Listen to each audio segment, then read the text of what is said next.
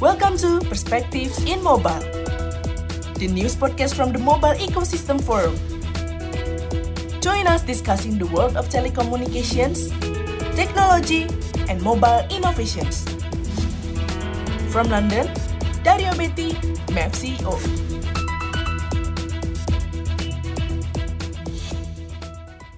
Welcome to Perspectives, the podcast from the Mobile Ecosystem Forum, looking at the different opinions, the different debates that are available today in the mobile ecosystem. We speak to some of the experts out there, and today I'm very happy to welcome an expert from Infobip, the CPaaS platform, and somebody that got plenty in experience to share. Filip Filković. Filip Filković is a Telecom Business Director for Infobip, but has got 12 years in careers in Infobip itself. Previously, a regional telecom partnership manager, but I should also remember it as a head of operators and partnership in Africa. So a pretty international view from Filip. Filip, welcome. Thank you, Dario. It's a pleasure to be here. Wow, fantastic. Now, Filip, before I ask you anything else, I think I got a compulsory thing to celebrate.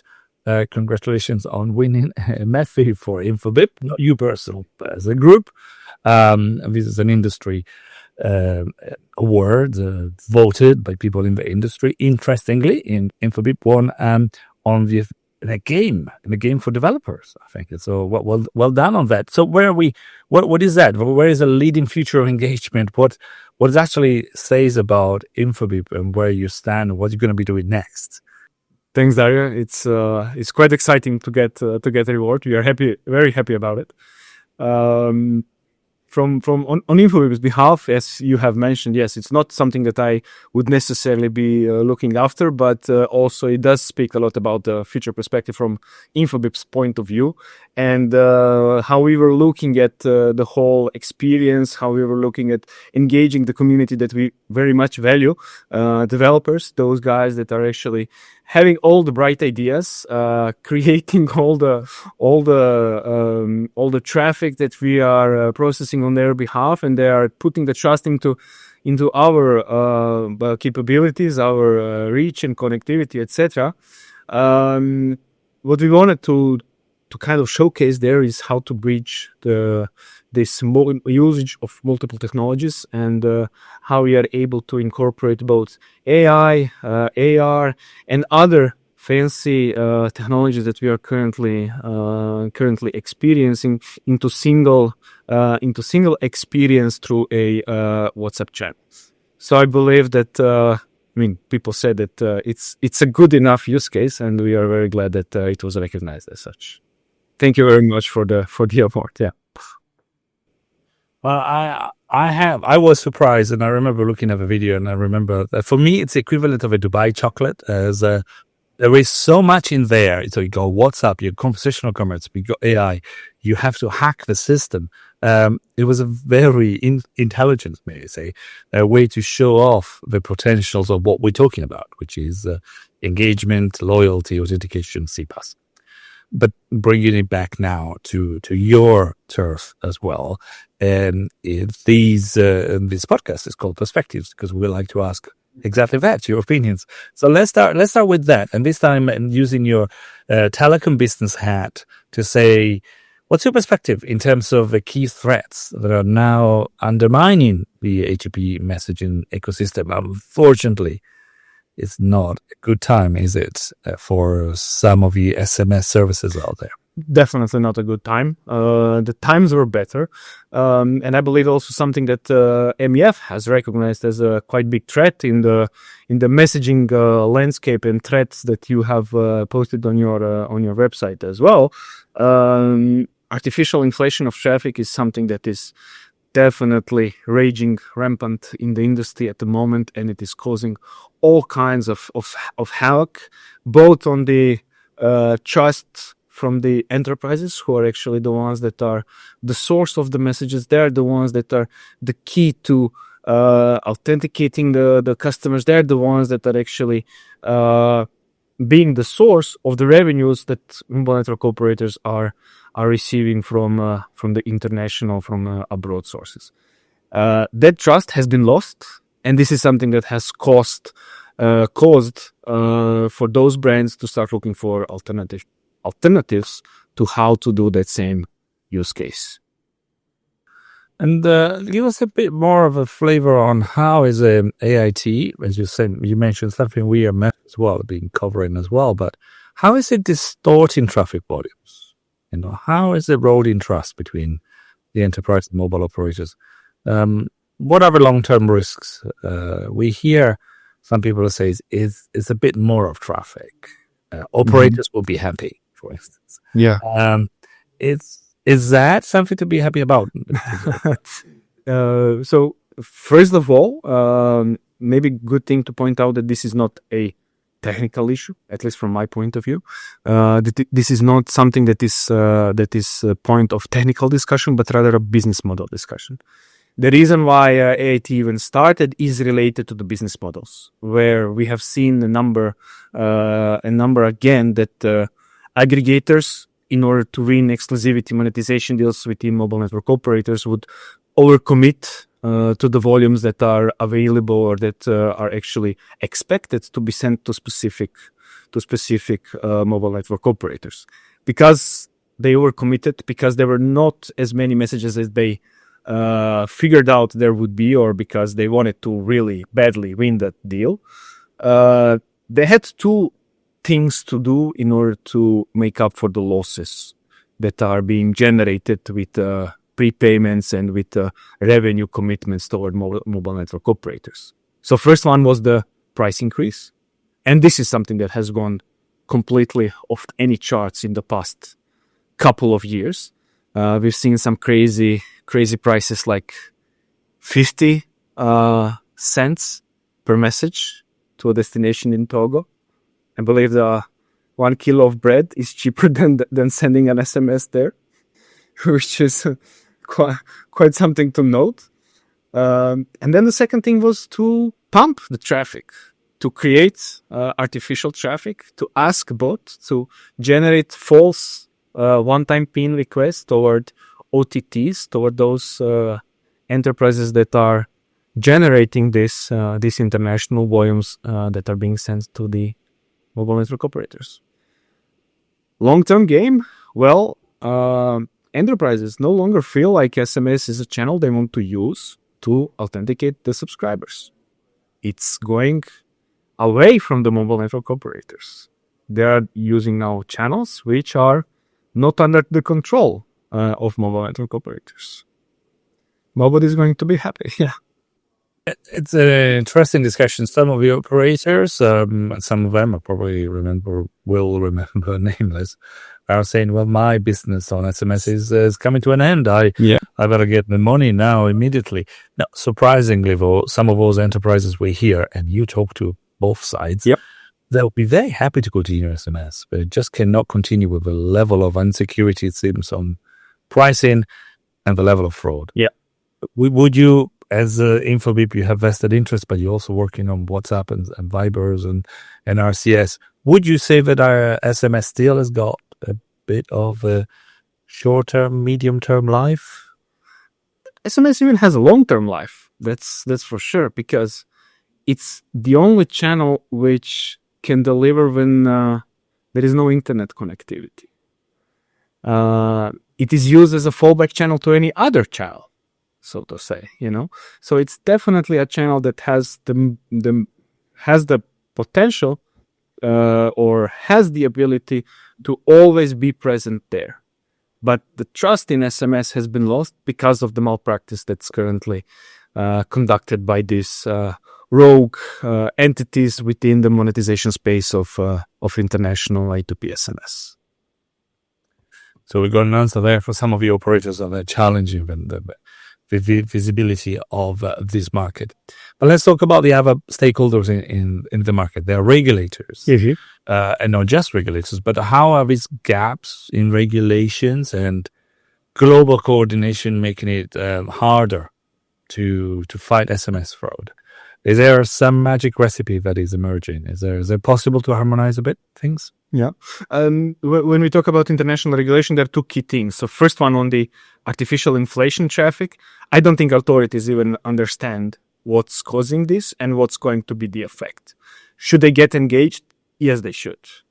But then there is also the other aspect of SMS fraud, which is the one that is attacking the subscriber. So somebody that wants to steal the data or that wants to steal the identity of the subscriber to do other kind of frauds related to other industries.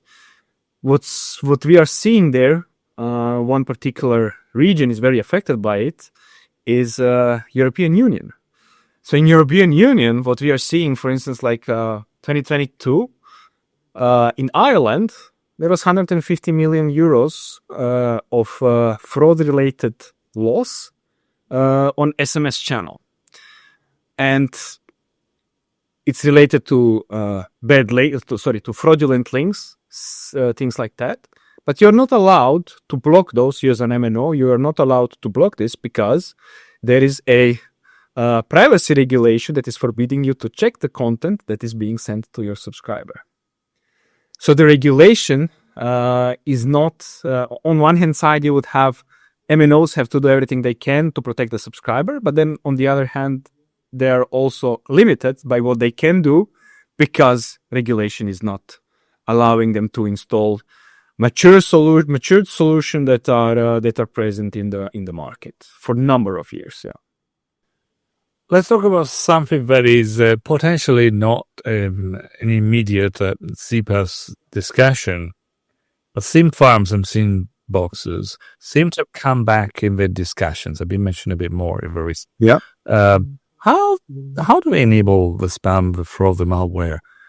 Is this really coming back? Is this really a big thing emerging again? Yeah. When we talk about delivering SMS, we are always talking about different entry points to the network, right? So you have the international links, you have domestic links between mobile network operators. Then you also have SMPP links, which are used by enterprises that MNO is directly serving within the B2B departments.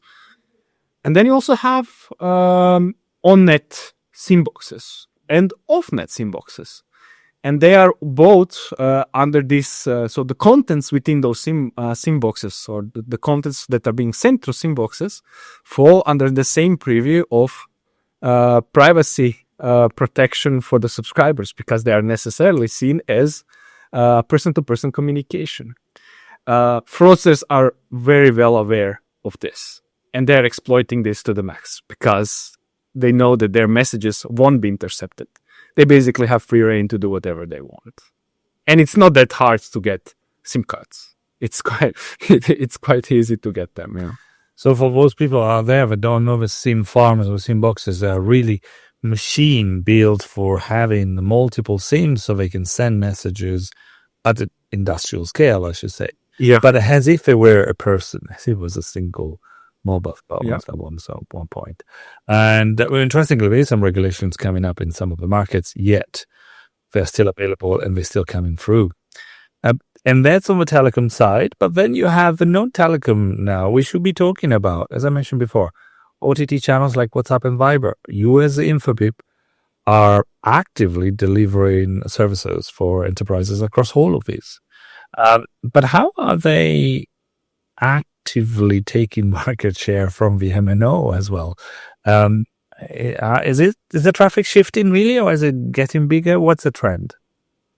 Definitely shifting. It's definitely shifting from SMS to these channels. Whether it's growing on these alternative channels, as we call them, so OTT channels, yes, it's definitely growing. But the main point is that the loss that we are experiencing currently on the SMS is because trust has been broken within the SMS as a channel. SMS has lost that trust. And then that shift means less revenues for mobile network operators. They are going to be the most affected ones in this story. Obviously, there might be commercial reasons, there might be pricing and so on. But once you're looking at something more secure that is not unpredictable, the cost for pricing and hikes and so on, and potential fraud elements, you will find out that commercially is one thing, but emotionally and irrational elements is also there. Should I move to? So, well, no surprise. So let's look at the other implications, because of his loss of trust, we have seen, we shall mention a few of them, Google, one part of Google, I should say, at least Gmail, saying we shall not use SMS OTP. One-time password are now moving away from some of the big tech giants towards alternative authentication methods. Is that going to be a big blow to the SMS ecosystem? Is authentication such an important element? It is, yes. Again, SMS is the only one that works all the time. Only time when it's not working is when your phone is off, when it's turned off. Any other case, it's working. If you're connected to the network, you're going to be able to receive an SMS. So you are able to authenticate your account login wherever you are. But also, I would say more important is in those cases where you are trying to prevent some kind of fraud happening on, for instance, on your banking account. If you get a notification saying that, hey, Dario, your account has been withdrawn by a couple of €1,000. Here is your new account balance. You'd immediately be able to pick up a call and check with your bank what's going on and block this activity from happening, right? So if you don't receive that SMS, that notification, they could maybe get another go at another shop to buy something else. So it's not just OTPs, it's not just two-factor authentication. There are other quite important use cases that are also related to the SMS. Is that interesting? A few years ago, we were talking some of a country wanted to cancel business SMS, and we had to explain the use case available to the Senate in this country, and they were amazed how interconnected the digital fabric is today. Yeah, so SMS as well, very difficult to do. And so we're talking back about regulation. We're talking about the fact that in a climate of growing fraud and what we probably can refer safely as inconsistent regulation, how can the operators, the people you talk to, how can they work together with enterprises to restore confidence in SMS? What is the recipe? The best thing would be if the regulation allows them. So if it is, I wouldn't say we need more regulation, we need less regulation. We need to get MNOs to have that ability to choose on their own and to present themselves as somebody who can really care about their subscribers by preventing fraudulent messages to being received, being sent to them. And one of the argument that goes in that line is, there are systems in network nodes even today that are seeing the content, right? That are processing the content, etc. But we are not allowing them to add solutions such as, for instance, SMS firewalls, which can help them be more effective at doing this. Regardless whether we are talking about the ability to completely anonymize who the sender and the receiver is. So all these components are talking about how mature currently the market is, how important these solutions are, and then being able to transfer this same kind of mindset within the, for instance, European Union, as where the regulation is preventing MNOs to act in such a way, is something that would help restore the trust in SMS, both from the consumer side, and then on the other side to have this ability to combat fraudulent activities through AIT by adjusting the business models that are currently pushed for. I know it's very difficult to go in this direction of saying to my boss, next year we are going to get less of our money, we are going to earn less of our money, and we shouldn't increase the KPI. But this is the talk that they need to engage in. This is something that MNOs need to engage in. And may I play a little advert for self-regulation, at least the activity of MEF? Is that something that needs to be done not just by one player, but all of us in the ecosystem, including MEF? I'm saying is that would you see a role for the community agreeing and discussing that needs to be trust in SMS needs to be brought back big time? I agree with that. 100%. I also welcome the effort that MEF has put with adding that new clause in the code of conduct, right? So this is something that is yet to come, but about to. So this is something that's very welcome. I would say we need to be even more stricter to what was initially planned. So this is something that it's definitely welcome, and I'm hoping that this is something that can actually be used to turn the tables around a bit and to stop decline in SMS that we are experiencing today. But community engagement is extremely important. I definitely agree with you on that. Great. Let's talk about the roles about anti-fraud solution. You are an interested party you provide managed firewall services as a CPS. But what role do they play right now in protecting the ecosystem? Can they grow hard to have more features, looking at AIT, to more intelligence with AI? Are they going to be the solution for the problems in SMS fraud? Well, the fraudsters are using AIT. I believe they become quite good at it, right? So I received a message a couple of days ago saying, "Hey, dear Philip, there is a package that's supposed to be delivered to you. Here is the address that we have," or something like that. "But we don't think it's a correct one. Can you please put your correct address on this link?" And I was actually expecting a package to arrive, right? And it was funny because, they would always tell you, if there are some grammatical mistakes, if there is some spelling issues, it's definitely fraud. This one had 0 spelling mistakes. And everybody's expecting a package today. These guys have learned that. So what we've been telling to the community, to subscribers, to everybody for past couple of years, they were listening as well.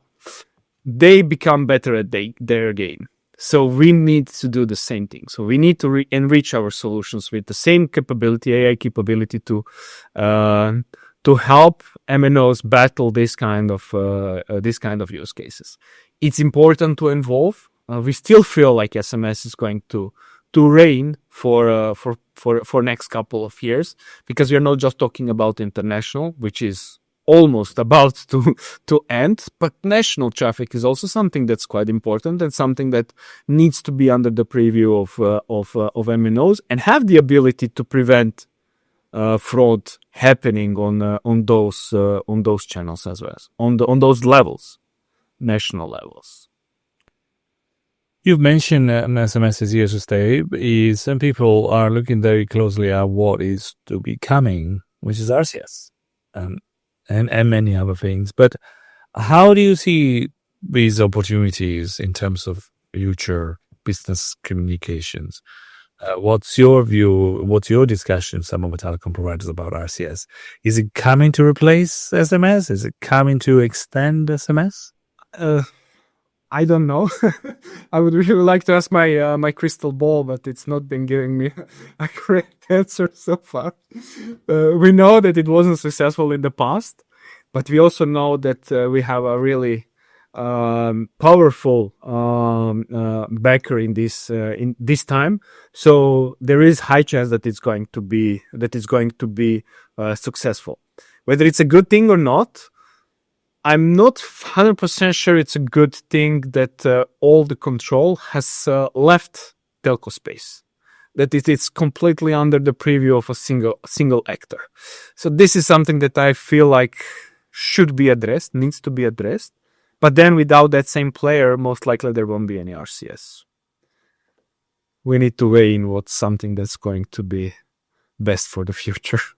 But, there are other channels, and these other channels, this is something that MNOs should be looking at. They need to understand that this is something that they can use to generate some new revenue. There are solutions in the market that they can enrich what they're currently having in their portfolio, something that goes beyond just native telco channels. They definitely need to utilize those other channels as well.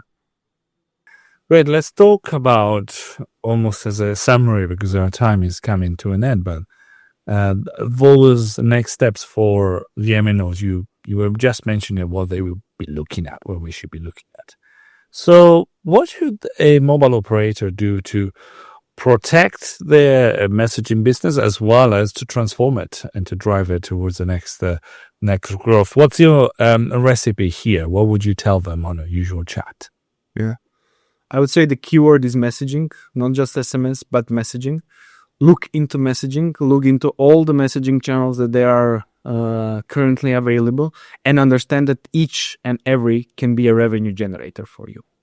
But then also keep this SMS as a trusted channel, something that everybody knows can fall back at, something that is always available, and something that really, when a subscriber receives a message over SMS, knows that they can trust. That this is something that is going to help them through their daily lives, something that's going to be a trusted source of information. Great. Now, Filip, thank you. Thank you very much. Filip Filković has been joining us for Perspective today. And thanks for bringing your experience as a Telecom Business Director at Infobip. Interestingly, our life continues in terms of following up all of our different channels and discussions. So we'll hope to see you, Filip, in our webinars, discussion, and so on, to continue our discussion, our chats on the AIT, the future of SMS, and all the other topics. But for today, this is probably it. So from my side, thank you very much, Filip. Dario, it was a pleasure. Really glad we had a chance to speak again. Thank you. And I'm looking to the next time. From myself, Dario Betti, this is all. I will welcome you to our next Perspective very shortly. Please do stay and check on our podcast on Spotify, on Apple Podcast, as well as our radio, MEF Radio, available to download as an app on your Android and on your Apple, as well as on MEF.media. Thank you very much. Until the next time. Bye-bye. Thanks for listening to Perspectives in Mobile. Join us next as we explore telecoms, technology, and mobile innovations. Stay tuned, stay connected, and let's unlock the mobile potential together.